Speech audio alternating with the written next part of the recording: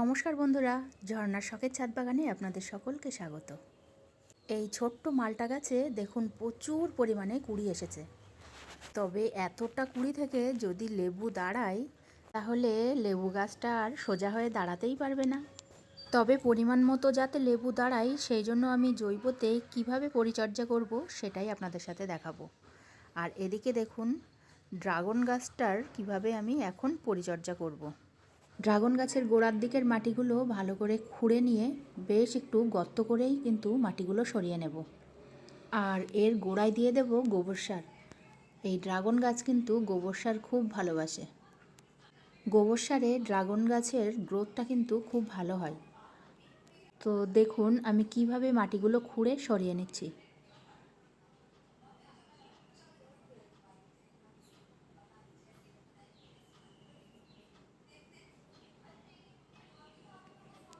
যতটা সম্ভব গোড়া থেকে মাটিগুলো আলগা করে নেব।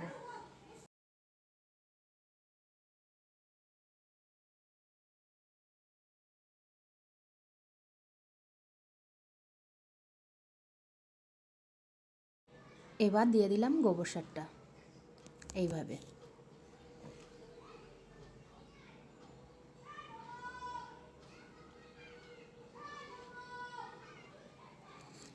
ব্যাস এতটুকুই হবে। এবার মাটিগুলো দিয়ে সেই গোবর সারটা ঢাকা দিয়ে দেব।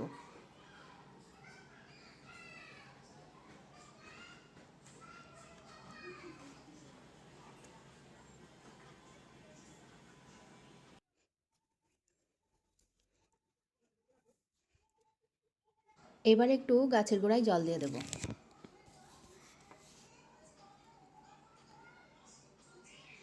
এখনই গোবর সার দিলাম যেহেতু সেজন্য জলটা একটু বেশি করেই দিয়ে দেব। এরপরে গাছ থেকে চারিদিক থেকে কিন্তু কুশি বেরোতে শুরু করবে। পরের দিন সকালে ছাদ বাগানে এসে দেখলাম মালটা গাছের সব ফুলগুলো ফুটে গেছে। তো ফুল থেকে ফলে পরিণত হওয়ার জন্য ফুল আসার আগে কিন্তু গাছের গোড়ায় একদমই জল দিতাম না, আর খুব কম জল দিতাম। যখন একেবারেই শুকিয়ে যেত তখন অল্প একটু জল দিতাম। আর এখন কিন্তু সবসময় গোড়াটা ভিজিয়ে রাখতে হবে, তাহলে ফুলগুলো আর ঝরে যাবে না। এবার আমি গাছের গোড়াটা মোটামুটি খুঁড়ে নিয়ে যাতে শিকড়ে আঘাত না লাগে সেইভাবে কিন্তু আস্তে আস্তে টুকটুক করে খুঁড়ে নিচ্ছি। তো খুঁড়ে নিয়ে দিয়ে দেব আমার শুকিয়ে রাখা কলার খোসা। দেখুন আমি কিন্তু পাকা কলার খোসা শুকিয়ে এই কোটো করে রেখে দিতাম। তো সেই কলার খোসাটা এখন কাজে লাগছে এই আমার মালটা গাছে।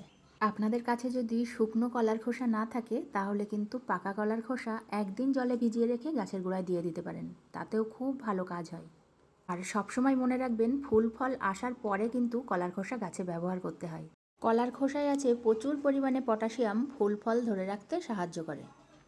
আর এদিকে দেখুন সেই যে আমি গোলাপ ফুল গাছটার কাটিং বসিয়েছিলাম, বলেছিলাম আপনাদেরকে দেখাবো, এই দেখুন দুটো ডাল বসিয়েছিলাম। একটা ডালে কিন্তু খুব সুন্দর ডগা ছাড়ছে, আর একটা ডালে সবে ছাড়তে শুরু করেছিল কিন্তু আস্তে আস্তে শুকিয়ে যাচ্ছে।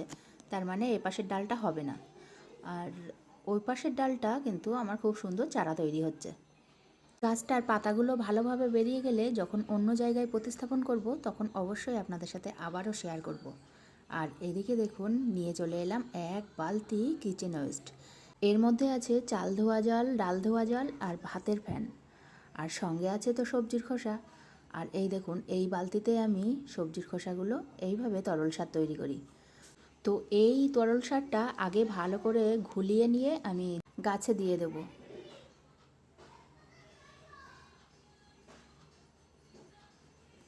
এই যে ছেঁকে তুলে নিলাম।